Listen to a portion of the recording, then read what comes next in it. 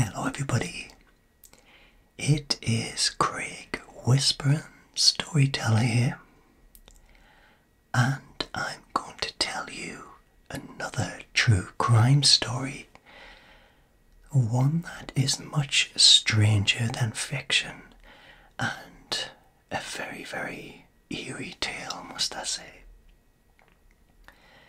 So if you're comfortable, let us begin.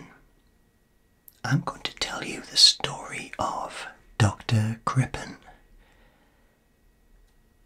You ready?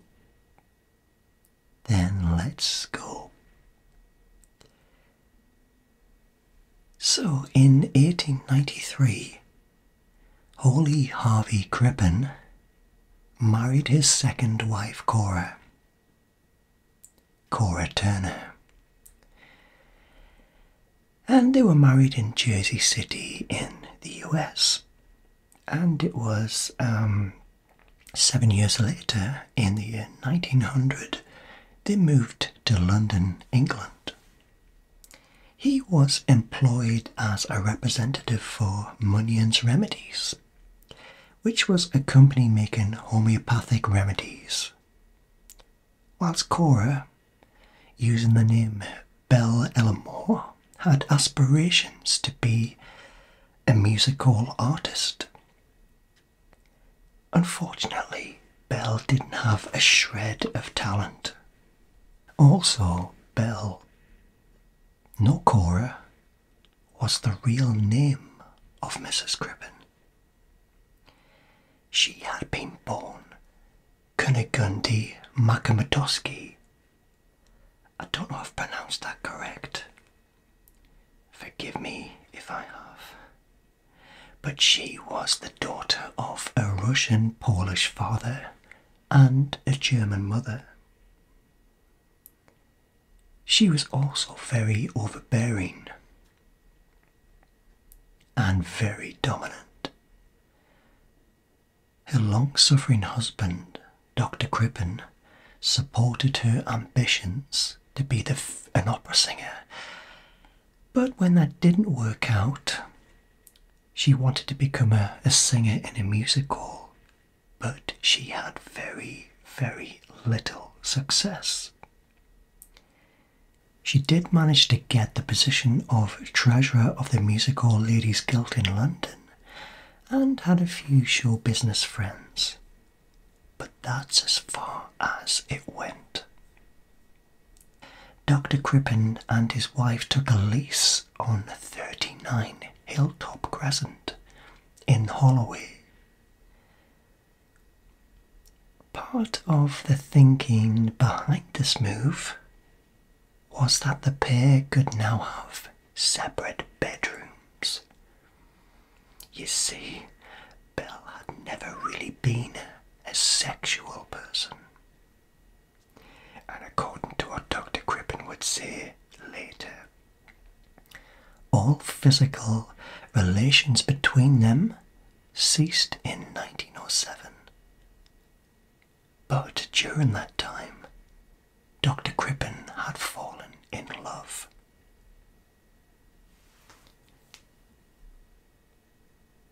And the object of his desire was a one Ethel La Neve. Ethel La Neve. And she was a typist who worked for him. And about the same time that Dr. Crippen stopped having sex with his wife, he and Ethel became lovers. And this situation continued until 1910.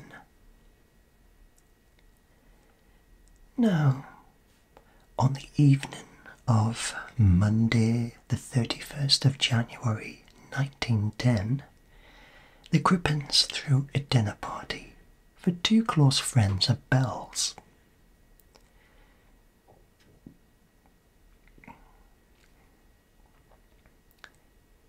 These were Paul and Clara Martinetti.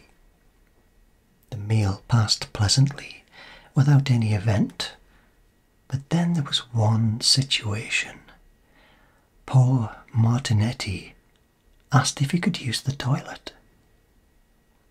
And because Crippen didn't escort him upstairs to show him where it was, Bell berated him, and by the time the Martinettis finally left the premises, which was around 1 a.m. on Monday the 1st of February, it would be the last time that anybody ever saw Bell alive again.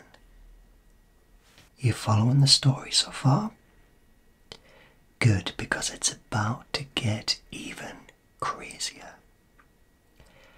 So, over the next week or so, people started to ask where Belle was. Crippen said that she had gone back to America.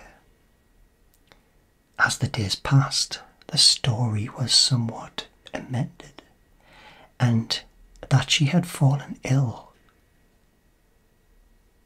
Finally, Crippen told people that his wife had passed away. There was, however, one problem with this.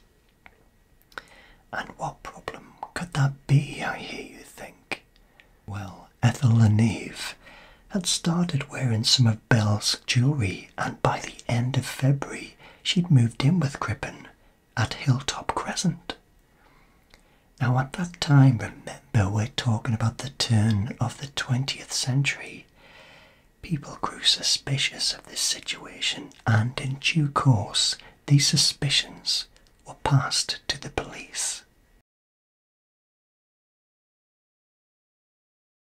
On July the 8th, Chief Inspector Walter Dew called at Hilltop Crescent, where he found Ethel alone. Crippen, it seemed, was at work, so Dew visited him there, and the two returned together to Hilltop Crescent, where Crippen finally showed the officer around the house. He also told Dew a different story. He said that Belle had left him for another man, almost certainly a Bruce Miller, an American she'd met in late 1903. Dew told Crippen that it would be better if Belle contacted him to confirm this story, and Crippen said he would place an advertisement in certain newspapers asking for her to make contact. So this was way before telephone.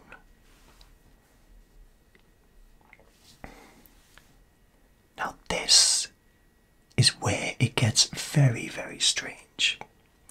So things had moved very quickly, and on the 9th of July, Dr. Crippen shaved off his very distinctive moustache, and with Ethel La Neve, disguised as a boy, they travelled to Brussels, and there they bought tickets for passage to Canada.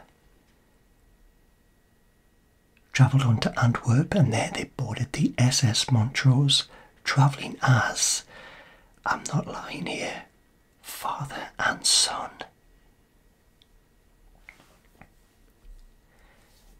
At about the same time, Chief Inspector Dew returned to Hilltop Crescent. He was surprised to find Crippen and Ethel missing, and decided to make another routine search of the house. In the cellar, he noticed some loose bricks on the floor. Officers were ordered to take more of a thorough search of the house, and beneath those bricks they found the remains of a body. Now, the body was headless, limbless, and boneless. I am not telling you any lie. And it was little more than just pieces of flesh, and it was female. It was time to find Cora Crippen. Meanwhile, on the Montrose, the father and son were watched with interest. They seemed to be unduly affectionate and were constantly holding hands. Added to that, the boy's clothing seemed very ill-fitting.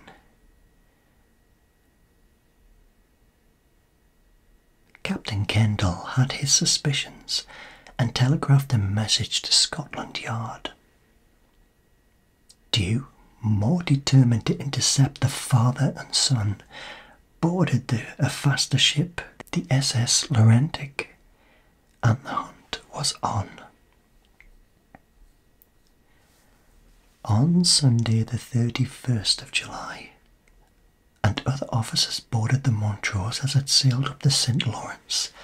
The father and son were identified as Crippen and Ethel La Neve. Both were arrested and within 3 weeks were escorted back to England to face trial. It was decided that the pair should not be tried together. Crippen would face his trial first, and once that verdict was determined, Ethel La Neve would take her turn in the dock and tried as an accessory. So that it was on the 18th of October, Crippen stood alone in the dock at the Old Bailey before the Lord Chief Justice of England, Lord Alverston, and the proceedings would last until the 22nd of October. Crippen's defence was simple. The body found in the cellar at his home was not Belle's / Cora. The body must have been some poor unknown woman that had been placed there before he and Belle moved in. It was therefore crucial to the prosecution to prove the body was Belle's.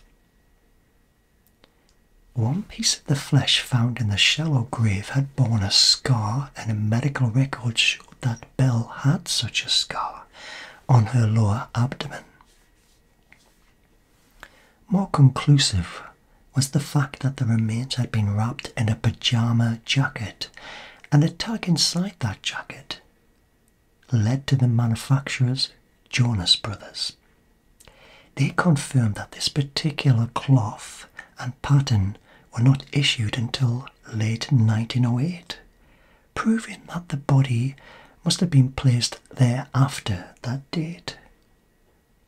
This and the scar were consistent with the body being of that Belle Elamore. Medical tests showed that the flesh contained traces of hyoscine, which is a poison, and it was known that Dr. Crippen had purchased 5 grains of that substance on the 17th of January, which was 2 weeks before Cora, or Belle, had vanished. It was enough for the jury, who took just 30 minutes to find Dr. Crippen guilty of his wife's murder. And then, on the 25th of October, Ethel La Neve was put on trial as an accessory to murder and found not guilty. A subsequent appeal on behalf of Crippen was dismissed, and his death sentence was confirmed. So, on Wednesday the 23rd of November 1910, 48-year-old Crippen was hanged at Pentonville by John Ellis and William Ellis. Crippen's last request was that a photograph of Ethel and some of her letters to be buried with him in his unmarked grave. And Dr. Crippen's wish was granted. So what's also really memorable about this particular case is the fact that when Dr. Crippen and Ethel were on the ship, they were apprehended using a wireless telegraph. Now this was the first time that criminals were known to be caught by using this technology. But this ends this fascinating and riveting tale of Dr. Crippen and his mistress. I find it fascinating, and I hope that you enjoyed it too.